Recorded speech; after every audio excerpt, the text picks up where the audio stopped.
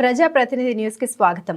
మెదక్ జిల్లా వెల్దుర్తి మండల కేంద్రంలోని ప్రభుత్వ ఉన్నత పాఠశాలలో గత సంవత్సరం 10వ తరగతిలో ఉత్తమ ఫలితాలు సాధించిన ముగ్గురు విద్యార్థులను జిల్లా విద్యాధికారి డాక్టర్ రమేష్ సన్మానించారు. 10వ జీపీఏ సాధించిన అభిలాష్, జాహ్నవి, దీపిక అనే విద్యార్థులకు సత్తయ్య మెమోరియల్ ట్రస్ట్ వారి సహకారంతో ఆర్థిక సహాయాన్ని అందించారు. ఈ సందర్భంగా వారు మాట్లాడుతూ చదువులో ప్రతిభ చూపిన వారికి ఎక్కడైనా గుర్తింపు లభిస్తుందని, మంచి ఫలితాలు సాధించడం ద్వారా ఉన్నత శిఖరాలకు చేరవచ్చని జిల్లా విద్యాధికారి డాక్టర్ రాధాకిషన్ సూచించారు. ప్రభుత్వ పాఠశాలలో నాణ్యమైన విద్యా భోజనం ఉచితంగా అందిస్తున్నామని, శ్రద్ధగా చదువుకోవాలని విద్యార్థులకు సూచించారు.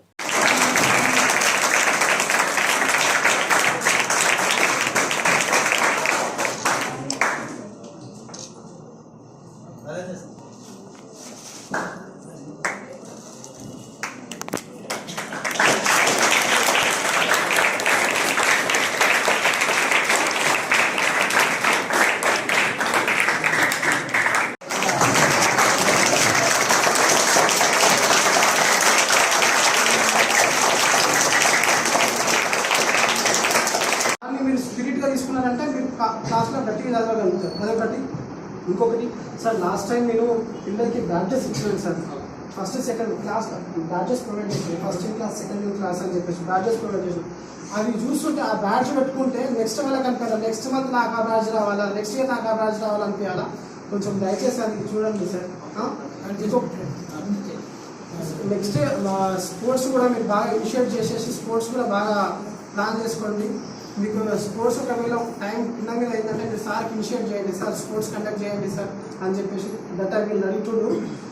మీ వీడియో వచ్చింది మార్నింగ్ 5 నుంచి ఈవినింగ్ 10 o'clock వరకు మీకు సంబంధించి 1 minute కూడా వేస్ట్ కాకుండా మీరు కార్యాచరణ రూపొందించి మీరు కనుక చదివితే మంచి మార్కులు మీ సొంతం అవుతాయి. మంచి జీపీఏ మీకు వస్తాయి. మంచి జీపీఏ మీకు వస్తే బాసర ట్రిపుల్ సంవత్సరం కొంతమంది సెలెక్ట్ అయ్యారు.